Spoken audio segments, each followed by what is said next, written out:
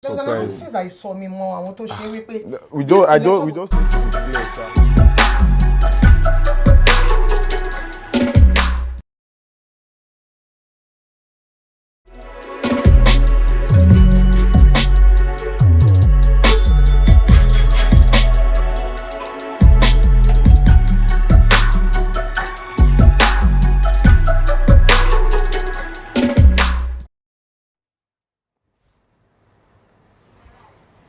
Good morning and welcome to the 2023 off-cycle election watch for Imo, Bayelsa and Kogi states.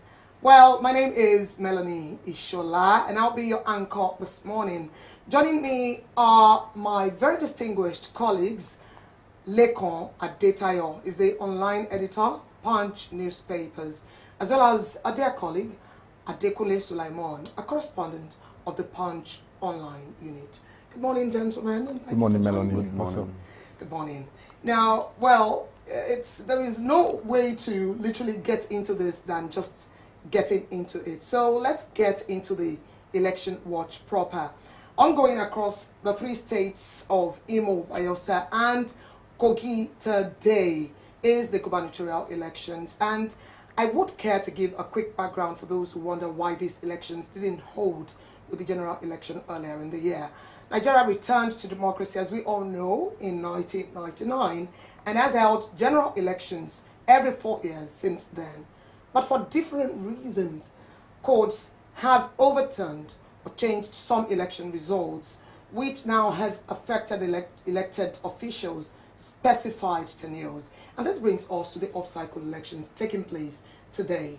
Presently, all off-cycle elections in Nigeria, particularly those associated with contests administered by the Independent National Electoral Commission, INEC, revolve around governorship races.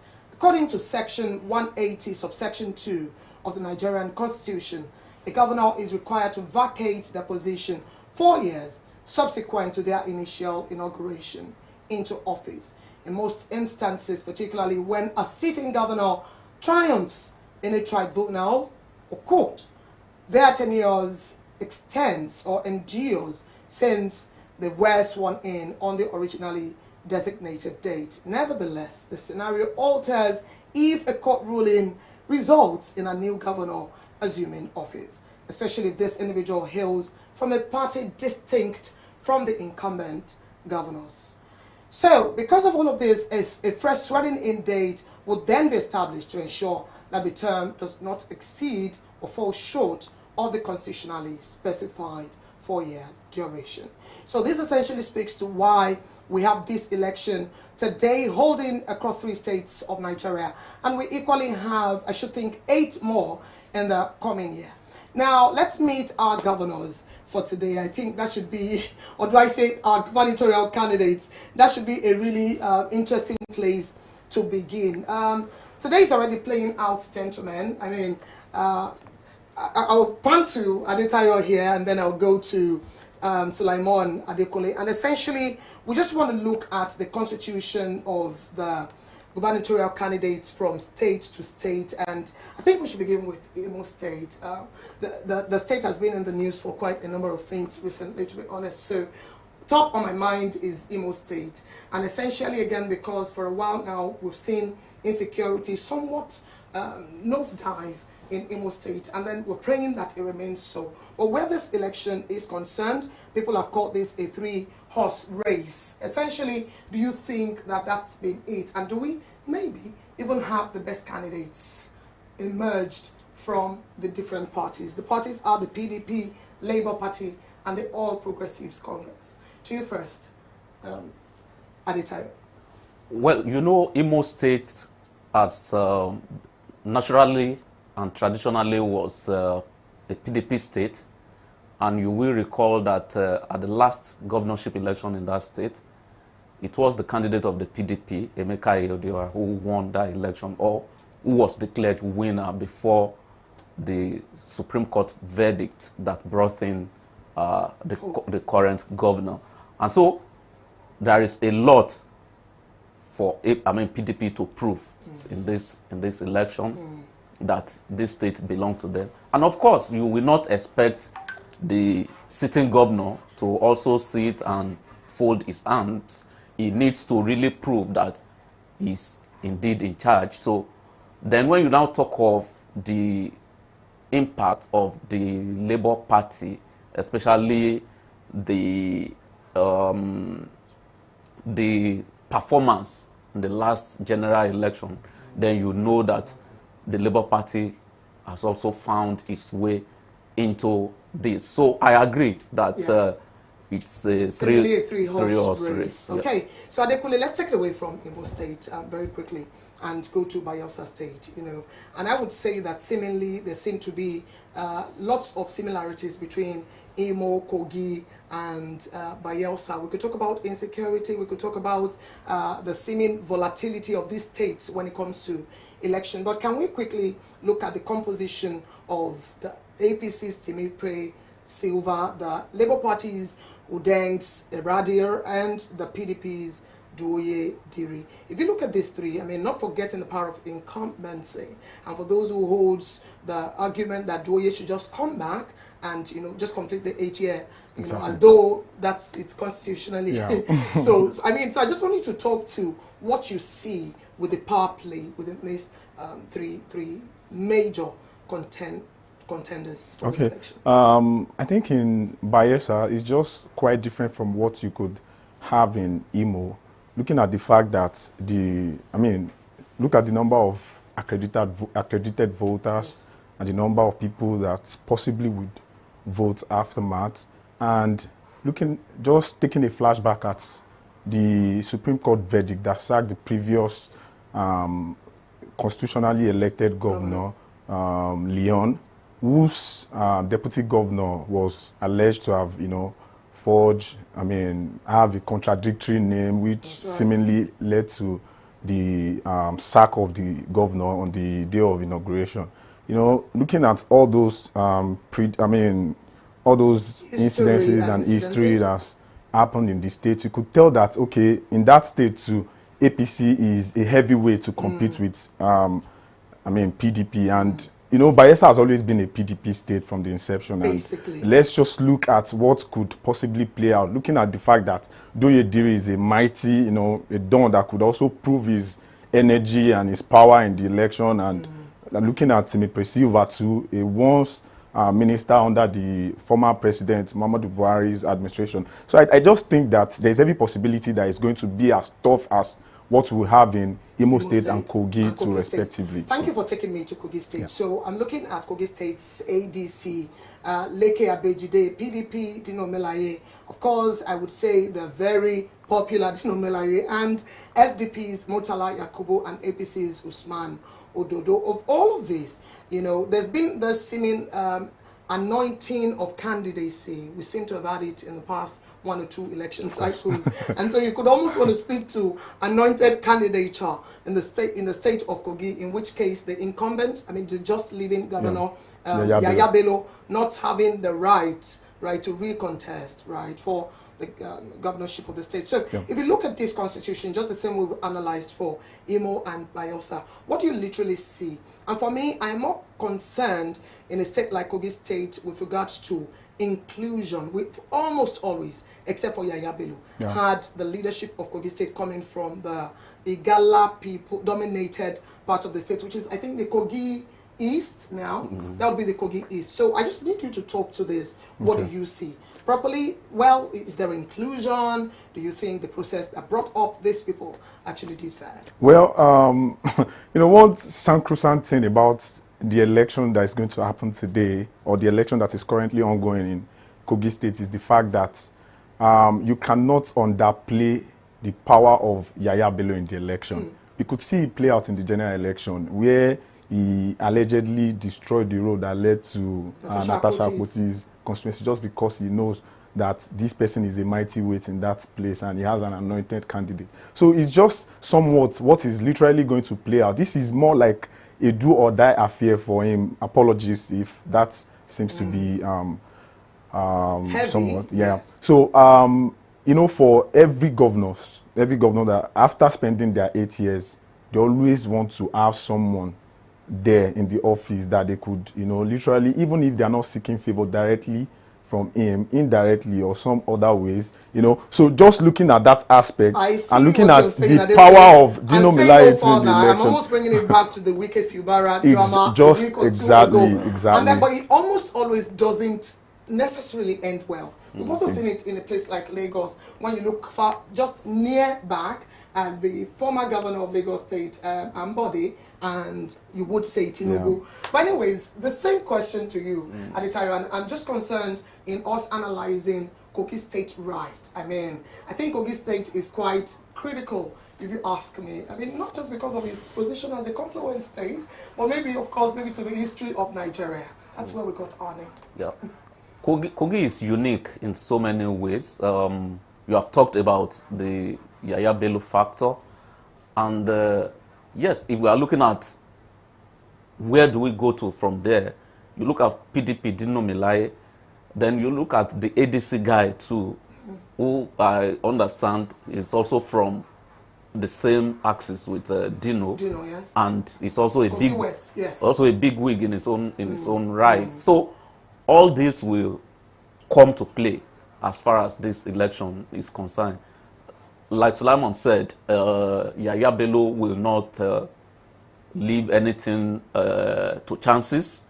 He must have its anointed candidates there. And so the battle, so to say, continues. The battle continues. I cannot disagree with you sincerely, Adetayo. Now, let's look at the preparedness of INEC, which seemingly should have been the place where I start. But honestly, I thought it's better to actually analyze what we have on the ballot, because essentially that's the crux of this whole conversation. Now, in the past few days, we've seen the INEC, we've seen in the news, heard it, read it, where there's already the distribution of materials. And up until this morning, I'm aware that some materials were still being distributed across the different parts of these states where the elections would hold. Of course, I mean, we were speaking the other time, Adekula, you were speaking around how, you know, usually these materials are held in a place and eventually taken to polling centers on the day of the election. But my concern would then be how you rate the preparedness of INEC for these three elections we have today, because indeed there were lots of issues off the back of the general elections earlier this year. And I'm just looking at how far have we come. Do we see that there's been an upgrade in the modus operandi of INEC to ensure that we do not have the same issues? Don't let us forget that in terms of distribution of materials, it's always in two categories. The non-sensitive materials go out first, then the sensitive materials follow. There is no way, I believe, that the INEC will begin to distribute sensitive materials without waiting till like eve of election. And so this has always been problematic, so to say. Of course, these states also have their unique challenges in terms of topography. Bayelsa, for instance, you know, water. I read of a report of a boat conveying materials that capsize. You will never rule out all this. For me, the most important thing is for the Electoral Commission to be able to score average in terms of that will never be a perfect arrangement. That's my take on this. Adekule, would that be your own submission to, or do you differ from what Adetayo said? Of course, I will align my position with what he has said, because I believe that there's no how, especially in this country where most of us are always advocating for somewhat a very good, if not good, at least averagely good election processes. You would not expect the Independent National Electoral Commission to deliver sensitive materials to polling units on the eve, before the eve of the election. So it's a very problematic thing. Okay, so speaking of this, I think it allays a lot of fears regarding whether or not INEC did do their best to ensure that these materials appear as said when due. But let's talk about voter turnout. It's already the afternoon, almost the afternoon of this particular voting day. And you know, we recently heard of how the turnout in a place like local Kogi State is not as expected. I personally would care to know what might have resulted into that, because seemingly I see the local people, Kogi State in general, as a very politically alert people. Politically, I wouldn't say they are apolitical to a great degree. I believe that they are so conscious of what their rights are and always willing to participate. What could be the factors contributing to this? And I'm looking at a total registered voters in a place like Kogi State almost totaling 2 million. I think this is massive. A whopping 1,932,654 votes. So if I look at this, I would expect that the state is bubbling already right now. What do you have to say? First to you. Well, to speak to the issue of low turnout, you can't rule out the fear of violence, especially for a state like Kogi. In the past election, there was a phrase that was coined to Kogi that time. They said "ta ta ta," which means, representing the kind of gunshots, the gun sound that heralded that election that time. So you will naturally expect that people will want to be careful. Sure. Even journalists who are covering the election, even election observers, all of them are, doing this with their hearts in their mouth. Oh. So you naturally expect that only the bold will want to go out there and exercise their rights. But then again, let's not forget that if we do not get them to the polls, there is already marginalization for those who essentially had registered their interest in voting in these elections. Adekunle, let's make it a bit bigger than just a Kogi discourse. Okay. So essentially now we have over 5 million people who registered to vote in the 3 states of Imo, Bayelsa and Kogi. And interestingly, Bayelsa actually has the list. Yeah. Barely over 1 million people, yes. And then you look at all of these things, and one of the things you are looking at is Bayelsa, for example, the INEC there recently did delineation of some of the polling centers, and you're equally looking at how yesterday, for example, some APC and PDP supporters clashed over electoral materials. And how do you see this seemingly affecting an already low figure of registered voters in a place like Bayelsa State, for this election? Don't forget the really notorious areas of Nembe. I think there's also another area of Bayelsa that always has people looking out for what's going to happen in this state. Nembe is most notorious, trust me. So naturally, people in the country are always, in fact, their heart are always in their mouth when it comes to election in the country, especially in most of the violence-enabled places, violent zone places. So it then boils down to the fact that people are not even willing to go when there's no assurance that the orientation is there already that our vote does not count, which it causes voters marginalization and all of that. Yes. So, and now coming to think that even prior to the election, there has been fracas between the opposition and the ruling parties. In fact, that alone is a mileage for some people not to even come to their respective polling unit to vote. So I think it just needs more orientation and more security deployment to most of those areas that we consider violent-prone places.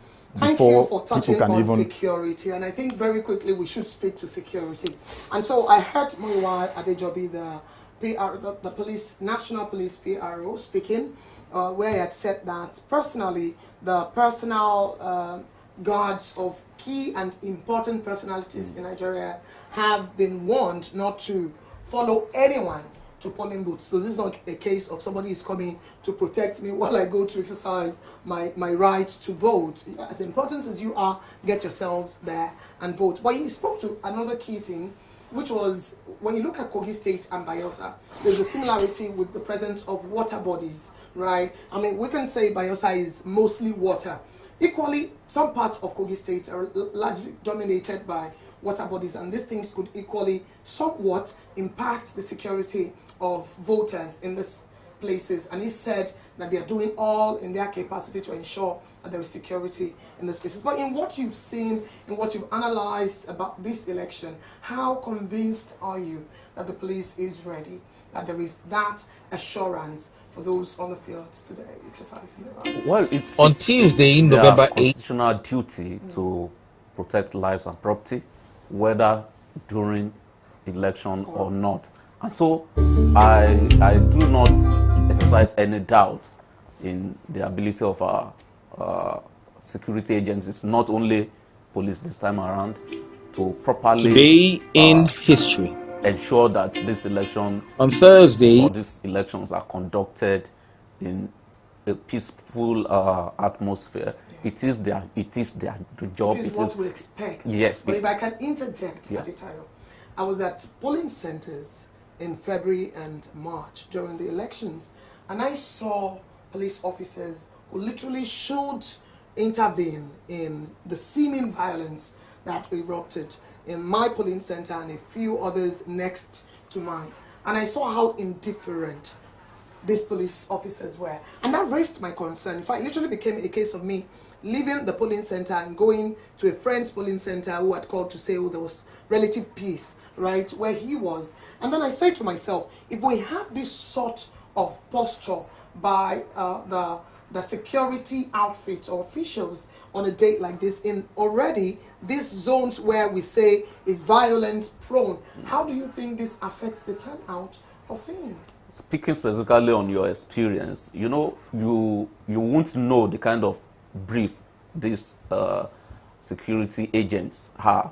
For instance, if security agents that are attached to polling units, maybe their brief is to ensure that ballot boxes are not snatched. And so if, for instance, I'm a security personnel that has been assigned that duty, even while I see you engaging with Sulaiman, you want to beat up Sulaiman, I may see, or Sulaiman wants to beat you up, whichever way. I may view it as a way of distracting me from my main responsibility of policing the ballot boxes. And so you never can tell if that is brief. Absolutely. Then you won't blame him. Absolutely. Okay, so Sulaiman, again, I could speak on and on to this violence and whatnot, but essentially I need us to still expound on this security conversation again. And let's go to Imo State. Olu. And apologies to my southeasterners if I am murdering the names of these amazing cities.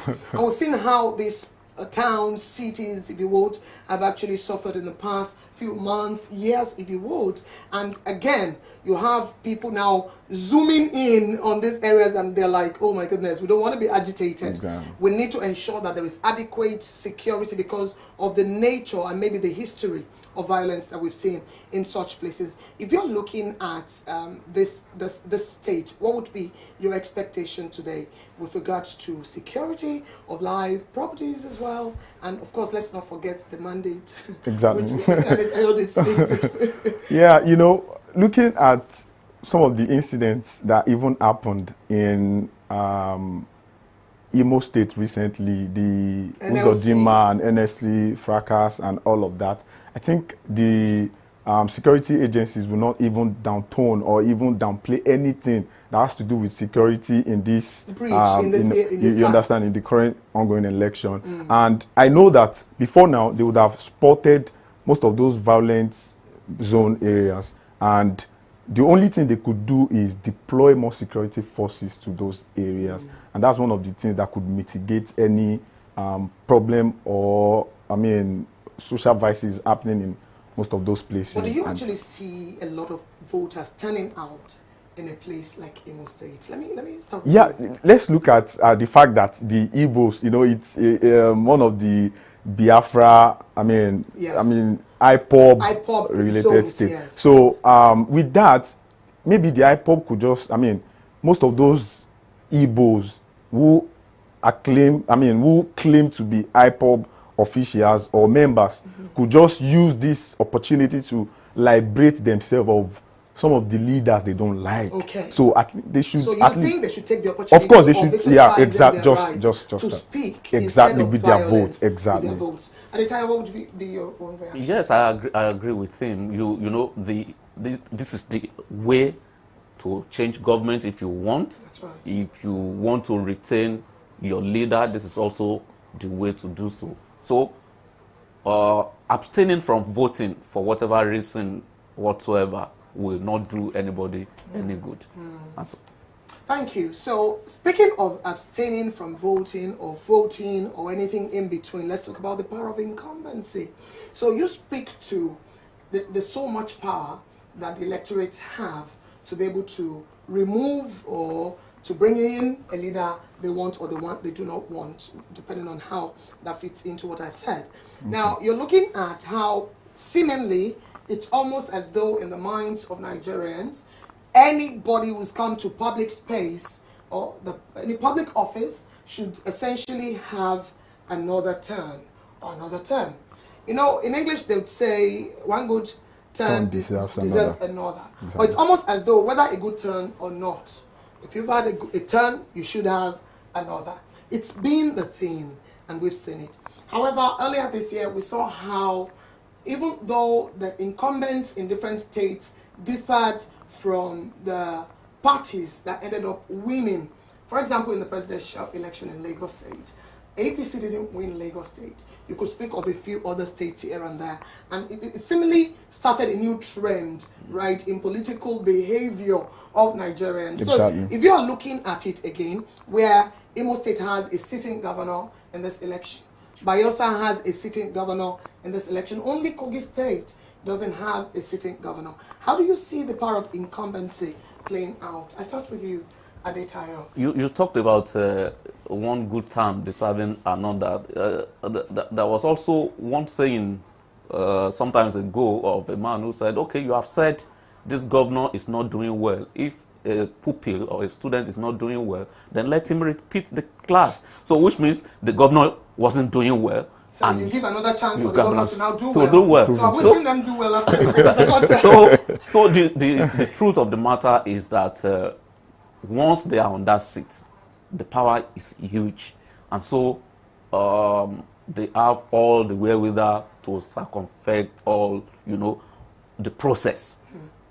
And you cannot underrate the power of incumbency. You cannot. You cannot. Of course. You cannot. Adekule, what would be your reaction to that, to be honest? Yeah, in fact, there was a time that I almost thought that it would even be better if the office of the president is not appointing the INEC chairman, because that will do a lot good to the opposition party. Because you cannot.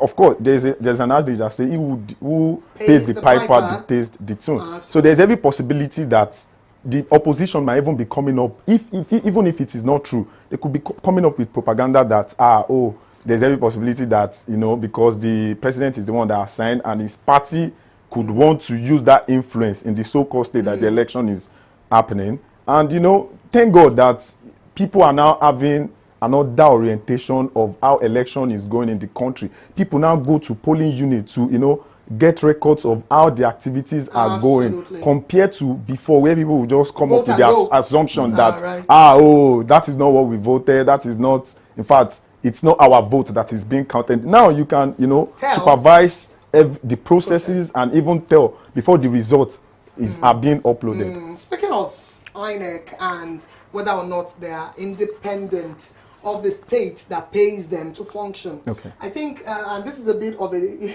diversion from what I had intended to talk about, but I think it's a really key point that you raised there, Adekunle.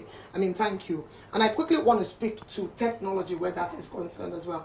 I remember that when we started this whole big conversation around technology and INEC last year, in the preparation for the general elections this year, it was off the back of how can we ensure more independence of the process, right, that transmits the results, that essentially to limit the intrusion and involvement of humans to the degree to which we can then say, yes, this went through the channel it should, and all of that. But of course, we all saw the outcome of the 2023 election, and it seemed that even though we spent so much preparing technologically for that election. IREV We and had what next have to nothing literally to show for it. We say IREV, according to INEC now, that IREV does not tally votes. That's not what was promised. I assumed that people thought that that was what was going to happen.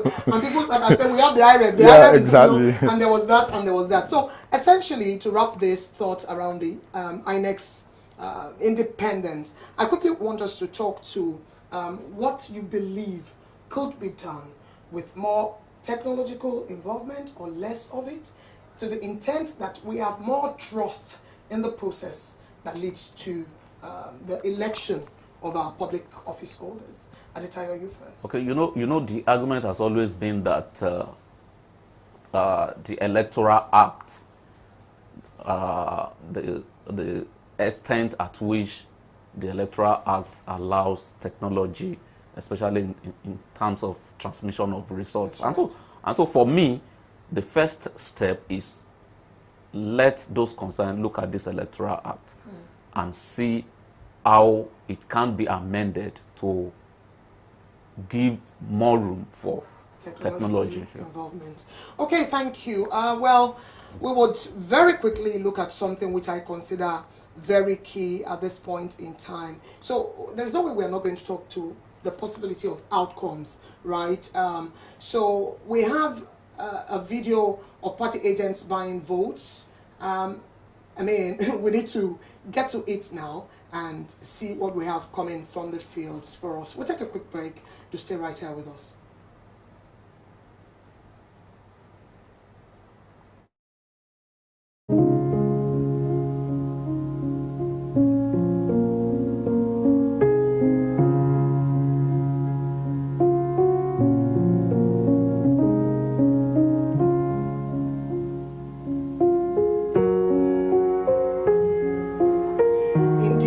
This is money again, and I was wishing not to talk yet about the money side of things, right? Maybe until later in the afternoon when we indeed come back on the off-cycle election watch right here at the Punch newspapers to similarly look at some of the factors that might have resulted in a possibility of a candidate winning over the other candidate. But then, seeing as we have this insert from one of our correspondents on the field, and I wish I had more information about which of the states that was. But, I mean, even without that, let's just speak to the money involvement.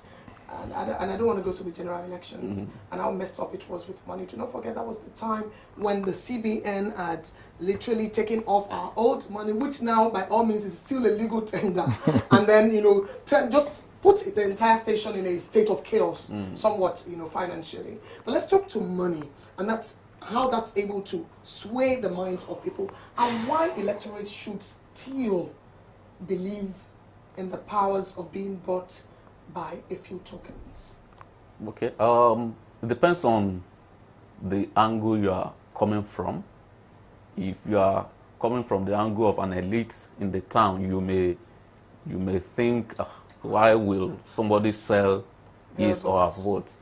But coming from the background that we have the poorest of the poor among this electorate, then you will never rule out the issue of money, especially with the economic crisis we are in.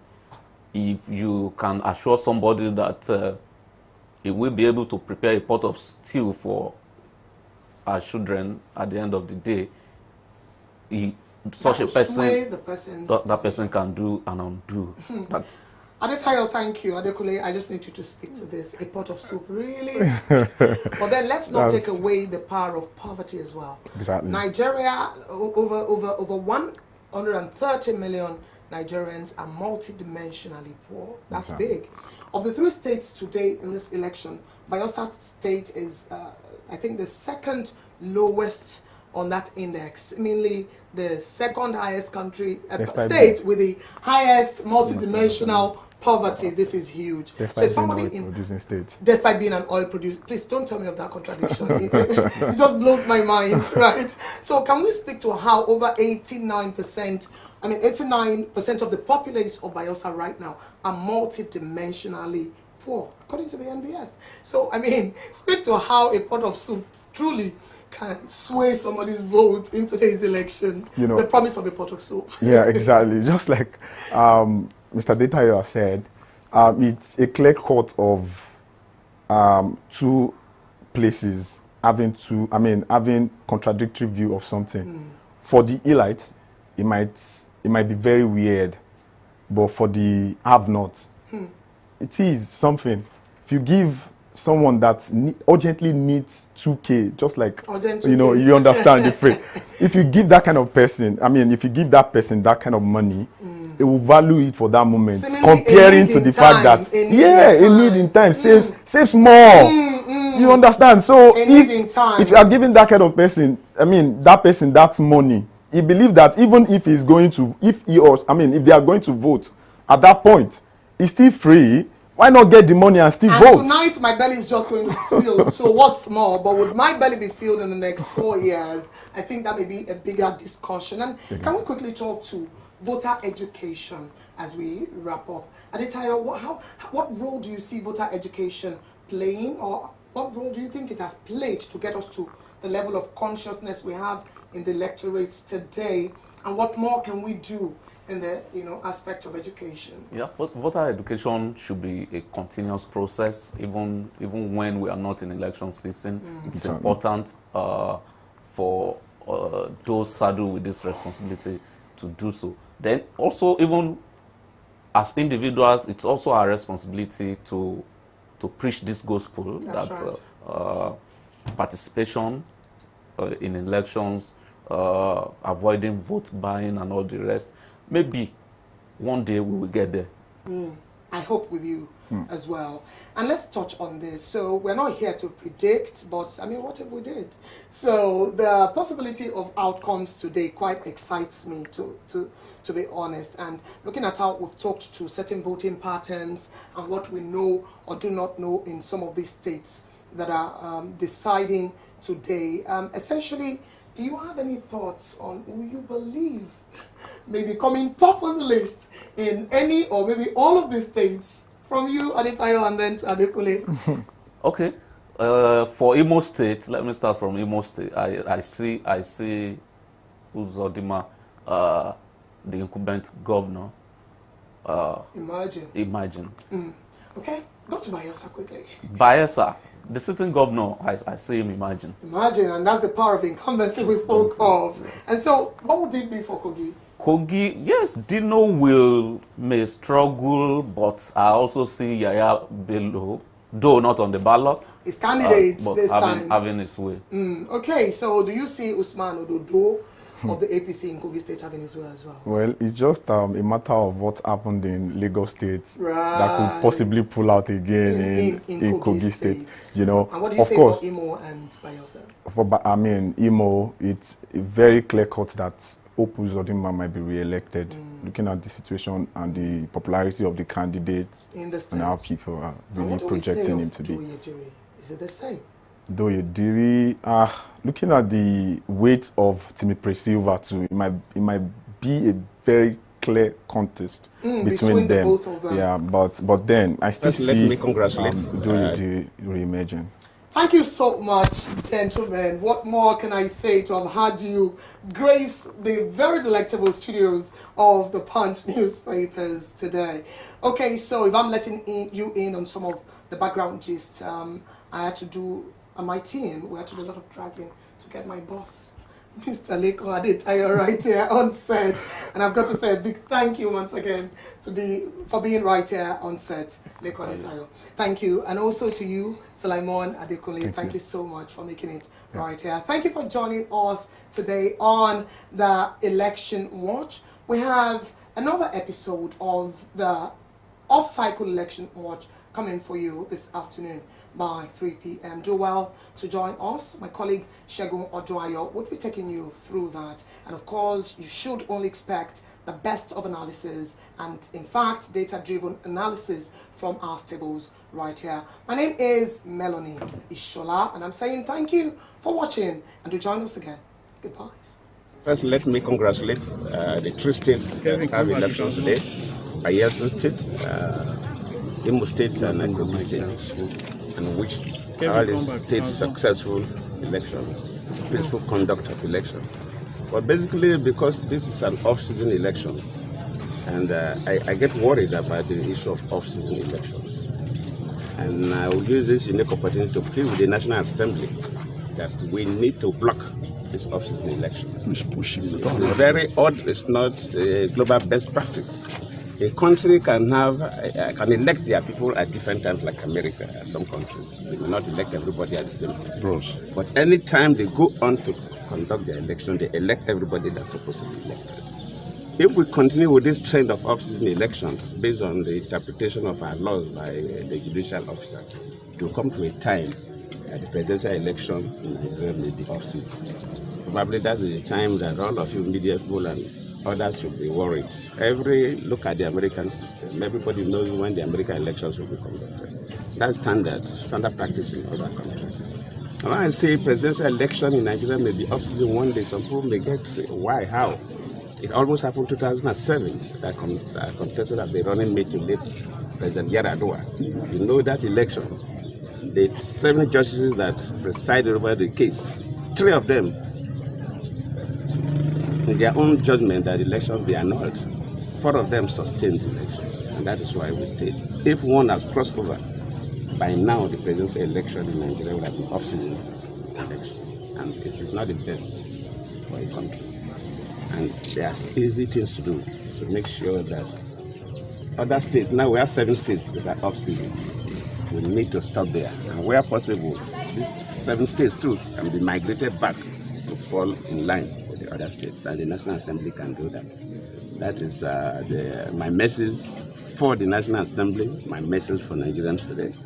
On the other hand, I wish the election successful. I've been monitoring what is happening in Bayelsa State. I almost ask people across the local governments, and for now, no major things that we will get worried, apart from the part of Nembe local government, the Basambri part of Nembe local government that have been in conflict for quite some time before the election. Apart from that, I think the elections are going on well, but we cannot conclude until at the end of the voting period.